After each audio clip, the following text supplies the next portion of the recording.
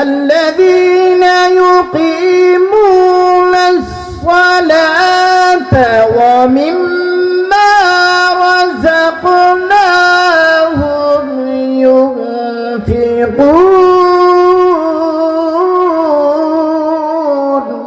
বিসমিল্লাহি ওয়া আলা বারাকাতিল্লাহ। বলেন, খানা শুরু করার দোয়া কি? পয়গম্বর ইব্রাহিম আলাইহিস সালামের জামানায় আল্লাহর নবী ইব্রাহিম আলাইহিস সালামের একটা গুণ ছিল, কোনদিন উনি মেহমান ছাড়া খাবার খায় নাই, প্রতিদিন মেহমান নিয়ে খানা খাইতেন। আল্লাহু আকবার বলেন, আর জোরে বলেন আল্লাহু আকবার। আর আমরা তো মেহমান দেখলে ভয়ে একবারে বাড়ি ছেড়ে চলে যায়, না জানি মেহমান ঘরের সব খাবার খায় যা। অথচ মেহমান যে ঘরে আসে আল্লাহ তাআলা এই ঘরটারে বরকতময় করে দেয়। বলেন সুবহানাল্লাহ।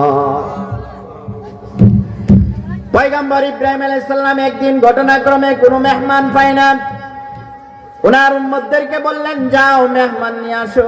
দূর মরুভূমি থেকে একজন মেহমান নিয়ে আসছে। মেহমান হইল কাফের। মেহমান কি? জোরে বলেন, মেহমান কি? কাফের বেড়া, মূর্তি পূজারি করে, আগুনের পূজারি করে এরা নিয়ে আসছে। যে ইব্রাহিম আলাইহিস সালাম বলছে আপনারা খাওয়ার জন্য ওনার সাথে আসেন। বেড়া কইতেছে, আরে পয়গম্বর ইব্রাহিম আমারে দাওয়াত দিছে, তো যাওয়ারই দরকার, যাই। জোরে কইনা সুবহানাল্লাহ। গিয়ে দেখে দস্তরখানায় খাবার রেডি। ইব্রাহিম আলাইহিস সালাম দুই হাত সুন্নত মোতাবেক ধরে বিসমিল্লাহি ওয়া আলা বারাকাতিল্লাহ বলেন। খানা শুরু করার দোয়া কি? আরো জোরে বলেন, কি দোয়া? বিসমিল্লাহি ওয়া আলা বারাকাতিল্লাহ। যদি এই দোয়া না পারেন কমপক্ষে কথা বলা বিসমিল্লাহির রহমানির রহিম বইলা খাওয়া। এই কাফের বেড়া ডাইরেক্ট গিয়ে ওই আটকে দুইব না, দুই একবারে খাওয়া শুরু করে দিছে। ইব্রাহিম আলাইহিস সালাম বলে, কি শুরু করছো? এমনি খাওয়া শুরু করছো? বিসমিল্লাহ কইতো না, আল্লাহর নাম লইতো না? আল্লাহ কেডা? আল্লাহ তো চিনি না, নাউজুবিল্লাহ বলতেন না?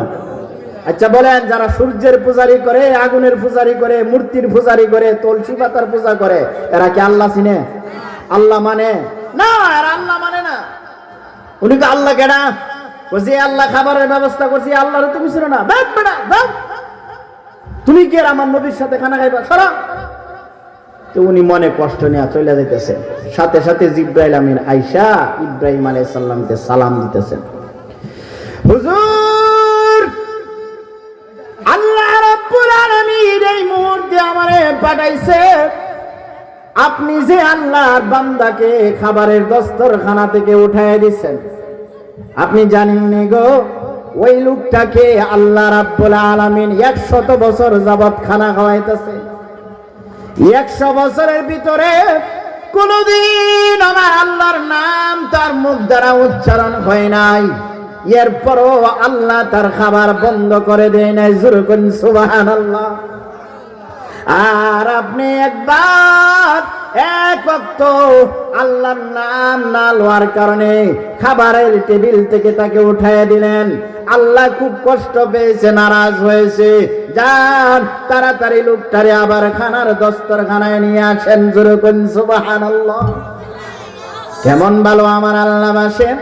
এমনিতে লোকটারে আবার আল্লাহর পয়গম্বর ডাক দিয়ে নিয়ে আসলেন। এসে বলতেছে, ও আল্লাহর বান্দা, তোমার বয়স কত? মনে হয় 100 বছর। কাহা 100 বছর যে হুজুর, আপনি কেমন করে জানলেন? শুধু তাই নয়, আমি তোমার আরো অনেক কিছু জানি, আমার আল্লাহ জানায় দিছে। আপনার আল্লাহ আমার খবর রাখে, অথচ আমি আল্লাহরে চিনি না। আমি সূর্যের পূজারি করি, মূর্তির পূজারি করি, আর আপনার আল্লাহ আমাকে আমার খবর রাখে।